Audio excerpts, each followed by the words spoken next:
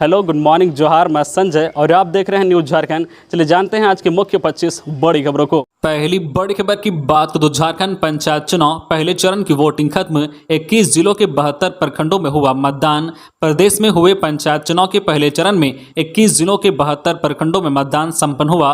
Voting सुबह 7 बजे से दोपहर 3 बजे तक चली। कुल 1127 पंचायतों में पहले चरण की वोटिंग शांतिपूर्ण हुई। इस दौरान मतदाताओं में काफी उत्साह देखा गया। दरअसल पहले चरण की पंचायत चुनाव में कुल मतदाताओं की संख्या 52,22,815 है, जबकि विभिन्न पदों के लिए 30,221 प्रत्याशी चुनाव मैदान में हैं।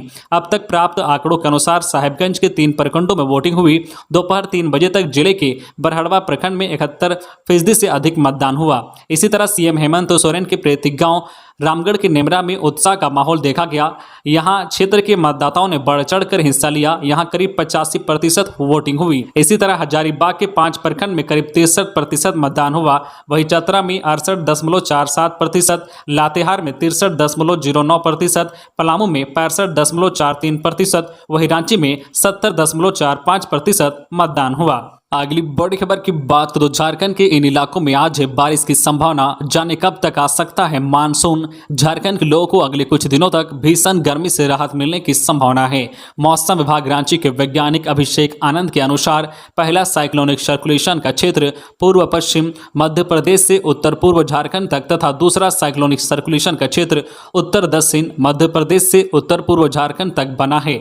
इससे उत्तर पूर्व झारखंड में आज 15 मई से हल्की बारिश होने की संभावना है। ऐसा 2 से 3 दिनों तक रहने की उम्मीद है। श्री आनंद ने कहा है कि आने वाले 3 से 4 दिनों में रांची व आसपास के इलाकों में अधिकतम तापमान में 2 से 3 डिग्री सेल्सियस की वृद्धि होगी। इधर केरल में 27 मई तक मानसून पहुंचने की उम्मीद है। दक्षिण पश्चिमी मानसून 17 मई तक केरल में वर्षा की पहली फुहारा ला सकता है। केरल में मानसून का आगमन अमूमन 1 जून को होता है। मौसम विभाग ने कहा है कि इस साल केरल में मानसून का आगमन समय से पहले हो सकता है। अगली बड़ी खबर की बात तो शादी की बारात लेकर निकलने से पहले दूल्हे ने किया मतदान। बूथ पर देखकर दंग रह गए वोटर। झारखंड पंचायत चुनाव के लिए मतदान किया गया। प्रथम चरण के इस चुनाव में वोटरों का मतदान के प्रति उत्साह का अंदाजा इसी बात से लगाया जा सकता है कि हजारीबाग जिले में एक युवक ने शादी से पहले मतदान केंद्र पर पहुंचकर वोटिंग की। मेहंदी लगे अपने हाथों से मतदान पत्र पर सबसे पहले प्रत्याशी का चुनाव किया। इसके बाद शादी के लिए घर पहुंचा। कहानी हजारीबाग जिले के चौपारण प्रखंड की है। युवा मतदाता ने अपने विवाह से ज्यादा मतदान को प्राथमिकता देकर लोकतंत्र के प्रति अपनी सच्ची श्रद्धा को जाहिर किया है। अगली बड़ी खबर की बात तो नक्सलियों को वोट से चोट धमकी के बाद भी जनता जनार्दन ने किया बम्पर मतदान। पंचायत चुनाव 2022 के पहले चरण में मतदान के लिए लोगों में उत्साह का माहौल रहा। नक्सलियों के गढ़ में भी बुलेट पर बैलेट की चोट पड़ी। पलामू में पहले चरण में माओवादियों के गढ़ माने जाने वाले हुसैनाबाद के महुदंड, पिपरा, हरिहरगंज के इलाके में बूथों पर लंबी कतार लगी। सुबह 10 बजे तक अधिकतर मतदान केंद्रों पर 30% से अधिक वोटिंग हो चुकी थी, जबकि झारखंड के विभिन्न इलाकों में नक्सलियों ने पोस्टर चिपकाकर बहिष्कार की धमकी दी थी, लेकिन नक्सलियों की इस धमकी का पलामू में कोई असर देखने को नहीं मिला। खबरों में आगे बढ़ने से पहले आपसे रिक्वेस्ट है कि अगर आप चैनल को सब्सक्राइब नहीं किए हैं तो प्लीज चैनल को सब्सक्राइब करके बेल आइकन प्रेस कर दे, जिससे आपको झारखंड की हर छोटी बड़ी खबर का अपडेट आप तक पहुंचता रहे। चलिए बढ़ते हैं खबरों की ओर। अगली बड़ी खबर की बात तो रांची के 61 परीक्षा केंद्रों पर 5 जून को यूपीएससी की प्रारंभिक परीक्षा। राज्य के लिए कोऑर्डिनेशन टीम गठित। 5 जून को पूरे देश के कई परीक्षा केंद्रों के साथ साथ रांची के 61 परीक्षा केंद्रों पर यूपीएससी की प्रारंभिक परीक्षा आयोजित की जाएगी। इस दौरान यहां 28,500 परीक्षार्थियों के परीक्षा देने की संभावना है। वही झारखंड लोक सेवा आयोग की ओर से आयोजित की जा रही 7वीं से लेकर 10वीं सिविल सेवा परीक्षा के साक्षात्कार में प्रत्येक दिन 100 अभ्यर्थियों को इंटरव्यू के लिए बुलाया जा रहा है। जानकारी के मुताबिक यूपीएससी की प्रारंभिक परीक्षा 5 जून को रांची के 61 परीक्षा केंद्रों पर आयोजित होगी। परीक्षा के सफल संचालन के लिए राज्य के 4 आईएएस अफसर को कोऑर्डिनेटर बनाया गया है। अगली बड़ी खबर की बात को रांची के राजा उलातू में बंद खदान तालाब में नहाने के दौरान छात्र डूबा। एनडीआरएफ की टीम ने शव को निकाला बाहर। रांची जिला अंतर्गत नामकुम थाना क्षेत्र के राजा उलातू स्थित मधुकोन कंपनी की बंद पड़े प्लांट के खदान के तालाब में नहाने के दौरान छात्र अभय कंडुलाना डूब गया। मृतक खुंटी की रनिया का रहने वाला बताया गया है। अभय 6-7 दोस्तों के साथ खदान में नहाने आया था। नहाने के क्रम में अभय गहरे पानी में चला गया, जहां डूबने से उसकी मौत हो गई। एनडीआरएफ की टीम ने डूबे छात्र के शव को तालाब से बाहर निकाला। अगली बड़ी खबर की बात कर दो। आईएएस पूजा सिंघल के व्हाट्सएप चैट से आंधी तूफान होने जा रहे सबको हिला देने वाले खुलासे। गरीबों की हकमारी से शुरू हुआ मनरेगा घोटाला अब सफेद पोशों तक पहुंच रहा है। अधिकारियों से शुरू हुई कहानी कहीं ना कहीं सामाजिक कार्यकर्ताओं व नेताओं के इर्द गिर्द पहुंच रही है। यही कारण है कि ईडी की तफ्तीश मनरेगा घोटाले तक ही सीमित नहीं रह गई है, जबकि इसके सिरे राज्य में दूसरे घपले घोटाले तक पहुंच गए हैं। अब ईडी के निशाने पर झारखंड सरकार के खान व उद्योग विभाग का भ्रष्टाचार है, जिससे संबंधित पदाधिकारियों पर जांच का घेरा कसता जा रहा है। सूचना है कि पूजा सिंघल की राज्य की एक बड़ी महिला से व्हाट्सएप चैट ने ईडी की अनुसंधान टीम को खान एवं उद्योग विभाग में घुसने का रास्ता दिखा दिया है। जिस बड़ी महिला से पूजा सिंघल ने व्हाट्सएप चैट की है, उस महिला की भी खनन के क्षेत्र में जबरदस्त नियंत्रण है और वहां एक एक पत्ता भी उसी महिला के इशारे पर डोलता है। अब खनन विभाग में हर माह हो रहे करोड़ों रुपए के वारे न्यारे ईडी के निशाने पर है, जिसकी जड़ें खुदनी शुरू हो गई है। शुरुआत जो है खनन पदाधिकारियों से हुई है, जिसे ईडी ने पूछताछ के लिए रांची बुलाया है। अगली बड़ी खबर की बात कर दो। धनबाद में तेज आंधी और बारिश से लोधना में घर पर पेड़ गिरने से 3 लोग दबे, बच्चे की मौत। कोयलांचल में शनिवार शाम को करीब 5 बजे आधे घंटे की तेज आंधी और बारिश कहर बनकर टूटी। आंधी से कई जगह बड़े बड़े पेड़ उखड़ गए, बिजली के तार टूट गए और कई घर, दुकान और वाहन क्षतिग्रस्त हो गए। लोधना वाई क्वार्टर में आंधी से बीसीसीएल कर्मी महिला रेखा देवी के घर पर पीपल का बड़ा पेड़ गिर गया, जिसमें 3 लोग दब गए। तीनों गंभीर रूप से घायल को जेलगोड़ा अस्पताल से धनबाद सेंट्रल अस्पताल रेफर किया गया, जहां एक 7 वर्षीय बच्ची अनन्या कुमारी की मौत हो गई है। 2 लोग की स्थिति गंभीर बनी हुई है। स्थानीय लोगों के अनुसार पेड़ गिरने की आवाज सुनकर जब लोग दौड़े, पता चला कि 3 लोग पेड़ के नीचे दबे हुए हैं। वे चिल्ला रहे थे। किसी तरह उन्हें बाहर निकाला गया। तीनों की स्थिति गंभीर देखते हुए उन्हें बीसीसीएल की जेलगोड़ा अस्पताल में भर्ती करा गया। झरिया की धर्मशाला रोड और थाना मोड़ में पेड़ गिरने से तार और ट्रांसफार्मर क्षतिग्रस्त हुए हैं। कई दुकानें और वाहन क्षतिग्रस्त हो गए हैं। वहीं केंदुआ डी में लगभग 1 दर्जन घर और दुकान के छज्जे उड़ गए हैं। पेड़ वाहन और घर पर गिर गए हैं। इसके अलावा भी कई जगह जोरदार आंधी पानी से क्षति की आशंका है। अगली बड़ी खबर की बात कर दो। आरयू के इतिहास में पहली बार किसी खिलाड़ी को बनाया गया सीनेट सदस्य। ओलंपियन सलीमा टेटे हुई मनोनीत।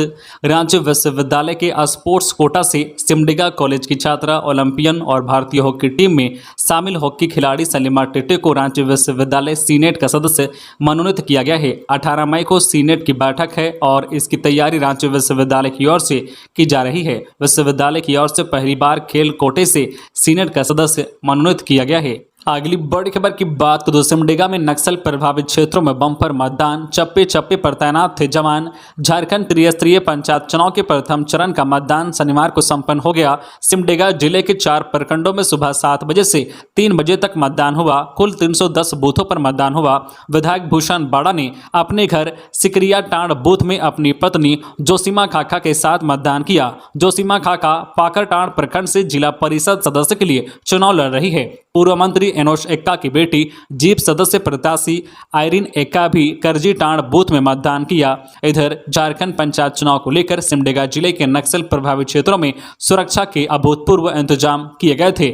अगली बड़ी खबर की बात करूं। उम्मीदवारों की किस्मत बैलेट बॉक्स में हुई बंद। 17 मई को होगी मतगणना। हजारीबाग में कड़ी सुरक्षा के बीच पहले चरण का त्रिस्तरीय पंचायत चुनाव संपन्न हो गया। पहले चरण में बरही, चलकुसा, बरकट्ठा, पदमा और चौपारण में वोटिंग की प्रक्रिया सुबह 7 बजे से शुरू हुई। हजारीबाग में पहले चरण के चुनाव में 80 मुखिया, 1048 वार्ड सदस्य, 103 पंचायत समिति सदस्य और 10 जिला परिषद के लिए वोट प्रथम चरण में डाले गए। हजारीबाग में प्रथम चरण का त्रिस्तरीय पंचायत चुनाव उत्साह और उमंग के साथ कड़ी सुरक्षा के बीच संपन्न हुआ। पूरे चुनाव के दौरान किसी भी तरह की कोई अप्रिय घटना की सूचना नहीं मिली है। अगली बड़ी खबर की बात खूंटी के तोरपा में नाबालिग के साथ सामूहिक दुष्कर्म। नाबालिग सहित 7 आरोपी गिरफ्तार। खूंटी जिला अंतर्गत तोरपा थाना क्षेत्र में 14 वर्षीय नाबालिग के साथ सामूहिक दुष्कर्म का मामला सामने आया है।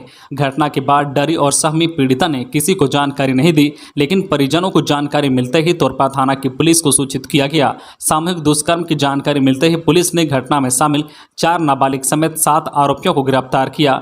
घटना के संबंध में मिली जानकारी के अनुसार गत 8 मई को पीड़िता गांव के पास बाजार गई थी। वह शाम में साइकिल से अपने घर लौट रही थी। रास्ते में पुल के पास आरोपियों ने उसे रोका तथा जबरदस्ती पास के आम बगीचा में ले गए।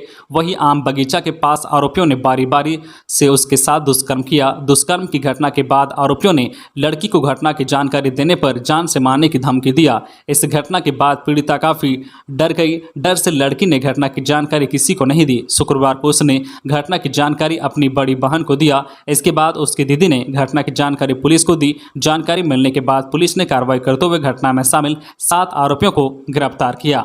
अगली बड़ी खबर की बात तो अमित शाह और पूजा सिंघल का फोटो पोस्ट करने पर केस दर्ज। मनी लॉन्ड्रिंग मामले में गिरफ्तार झारखंड की निलंबित IAS अधिकारी पूजा सिंघल के साथ केंद्रीय गृह मंत्री अमित शाह का 5 साल पुराना फोटो इंटरनेट मीडिया पर पोस्ट करने और तिरंगा के अपमान को लेकर मुंबई के अविनाश दास पर अहमदाबाद अपराध शाखा ने केस दर्ज किया है। अहमदाबाद अपराध शाखा के अनुसार मुंबई के अविनाश दास ने 8 मई 2022 को अपने ट्विटर अकाउंट पर केंद्रीय गृह मंत्री अमित शाह व झारखंड की निलंबित IAS अफसर पूजा सिंघल का पुराना फोटो अपलोड किया। वह फोटो करीब 5 साल पुराना बताया गया है। ऐसा उनकी छवि को धुलिया करने के उद्देश्य से किया गया। वही अविनाश ने मार्च 2022 में राष्ट्रध्वज से लिपटी एक अर्धनग्न युवती का फोटो फेसबुक व इंस्टाग्राम पर पोस्ट किया था। पुलिस ने इसे राष्ट्रध्वज का अपमान बताते हुए अविनाश के खिलाफ जो IPC की धारा 469, IT एक्ट की धारा 67 और राष्ट्रीय गौरव अपमान निवारण अधिनियम 1971 के तहत मुकदमा दर्ज किया है। अगली बड़ी खबर की बात तो रांची में नर्सिंग कॉलेज की छात्राओं का विरोध प्रदर्शन, परीक्षा से वंचित करने का मामला। शनिवार को सैकड़ों की संख्या में नर्सिंग छात्राएं रांची सदर अस्पताल स्थित नर्सिंग काउंसिल पहुंची और काउंसिल के सामने विरोध प्रदर्शन किया। प्रदर्शनकारी छात्राओं का कहना है कि बिना वजह परीक्षा से वंचित कर दिया गया है। काउंसिल के रजिस्ट्रार से पूछने पर भी कोई जवाब नहीं मिल रहा है। इस स्थिति में आंदोलन करने के अलावा कोई रास्ता नहीं है। प्रदर्शन कर रही छात्राओं ने बताया कि झारखंड के 19 नर्सिंग कॉलेजों के करीब 4000 छात्राओं को होने वाली परीक्षा से वंचित किया गया है। परीक्षा से क्यों वंचित किया गया है, इसका जवाब कोई नहीं दे रहा है। उन्होंने कहा है कि रजिस्ट्रार अपने चैम्बर में बैठे हैं लेकिन हमारी समस्याओं का समाधान नहीं कर रहे हैं। नर्सिंग कॉलेज के संचालक बाबूलाल मुर्मू ने बताया है कि 20 मई से परीक्षा की तिथि निर्धारित की गई है जो 28 मई तक चलेगी। इन परीक्षा में झारखंड के 19 नर्सिंग कॉलेजों के लगभग 4000 छात्राओं को बैठने की इजाजत नहीं दी गई है। अगली बड़ी खबर की बात तो JCE CEB इंजीनियरिंग प्रवेश परीक्षा लेटरल एंट्री के लिए 26 तक ऑनलाइन आवेदन।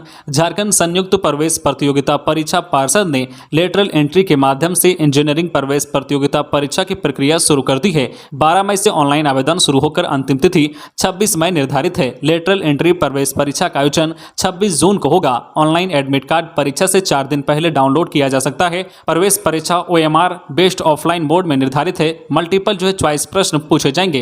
अगली बड़ी खबर की बात तो राष्ट्रीय हॉकी महिला टीम सेमीफाइनल में, पुरुष टीम फाइनल में। झारखंड की हॉकी खिलाड़ियों ने शनिवार को शानदार सफलता हासिल की है। आधे घंटे के अंतराल में 2 राष्ट्रीय प्रतियोगिताओं में जीत के साथ अपने सफर को आगे बढ़ाया है। भोपाल में चल रही राष्ट्रीय महिला हॉकी प्रतियोगिता में झारखंड की टीम ने महाराष्ट्र को सडन डेथ से 5-4 से हराकर 4 साल बाद सेमीफाइनल में प्रवेश किया है। आखिरी बार झारखंड की टीम 2008 में मध्य प्रदेश हॉकी अकादमी को हराकर सेमीफाइनल में पहुंची थी। वहीं गोवा में चल रही सब जूनियर प्रतियोगिता में झारखंड ने मजबूत ओडिशा टीम को हराकर इसके लिए पहुंची थी। वही गोवा में चल रही सब जूनियर प्रतियोगिता में झारखंड ने मजबूत ओडिशा टीम को पेनाल्टी शूट से परास्त कर लगातार दूसरी बार फाइनल में प्रवेश किया है। 2021 में झारखंड टीम ने स्वर्ण पदक जीता था। अगली बड़ी खबर की बात तो नेत्रदान करने वाले परिजनों को सम्मानित करेगी सरकार। झारखंड सरकार नेत्रदान करने वाले परिजनों को सम्मानित करेगी। इस संबंध में स्वास्थ्य विभाग के अपर मुख्य सचिव अरुण कुमार सिंह के निर्देश पर विभाग ने धनबाद के सिविल सर्जन को पत्र भेजा है। पत्र के माध्यम से जिले में नेत्रदान करने वाले लोगों की सूची 1 सप्ताह के अंदर मांगी गई है। इस सूची में शामिल लोगों को मुख्यमंत्री के हाथों सम्मानित करने की योजना है। अपर मुख्य सचिव का पत्र आने के बाद जिले में इसकी तैयारी शुरू कर दी गई है। SNMMCH धनबाद के आई बैंक से नेत्रदान करने वाले लोग की सूची मांगी गई है। शहर के जाने माने समाज सेवी और नेत्रदान को बढ़ावा देने की मुहिम में लगे अंकित राजगढ़िया ने बताया है कि व्यक्ति की मौत के 6 घंटे के अंदर नेत्रदान की प्रक्रिया की जाती है। एक व्यक्ति की जो है कोर्निया से 2 लोग की आंखों को रोशनी मिल जाती है। अगली बड़ी खबर की बात करें तो हजारीबाग में पहले चरण का मतदान संपन्न। 100 साल के बुजुर्ग ने भी डाला अपना वोट। जिले में त्रिस्तरीय पंचायत चुनाव का पहला चरण संपन्न हो गया है। लोकतंत्र के महापर्व के दौरान लोगों ने बढ़ चढ़कर अपने मताधिकार का इस्तेमाल किया। समाज के हर एक तबके ने महापर्व में अपनी सहभागिता निभाई। हजारीबाग के पदमा प्रखंड में एक 100 वर्षीय वोटर ने आकर मतदान किया और लोग को जागरूक किया कि वे भी अपने मताधिकार का इस्तेमाल करें। अगली बड़ी खबर की बात करें तो पंचायत चुनाव में मतदान के दौरान झड़प। देवघर और चतरा में समर्थकों में हाथापाई। इन दोनों जिलों में पंचायत चुनाव को लेकर मतदान केंद्रों में हंगामा हुआ। देवघर में पोलिंग एजेंट ही आपस में भिड़ गए, वहीं चतरा में प्रत्याशियों के समर्थक एक दूसरे से उलझ गए। मौके पर पुलिस पहुंचकर मामले को शांत कराया।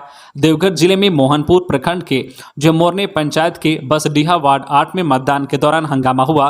मामले के बारे में कहा जाता है कि एक वृद्ध महिला को दिखाई नहीं देता था, जिसको लेकर उनके द्वारा उन्हें मतदान कराने के लिए मतदान केंद्र ले जाया गया। वहीं मौजूदा पोलिंग एजेंट उन्हें अंदर जाने से मना कर दिया, जिससे बात बिगड़ गई और पोलिंग एजेंट आपस में ही भिड़ गए। वहीं मौके पर पहुंची जो है पुलिसकर्मियों ने मामले को शांत कराया। इधर चतरा जिले में त्रिस्तरीय पंचायत चुनाव के पहले चरण की वोटिंग के दौरान 2 पक्षों के समर्थक आपस में भिड़ गए। इसके बाद देखते ही देखते मामला हाथापाई और मारपीट तक जा पहुंचा।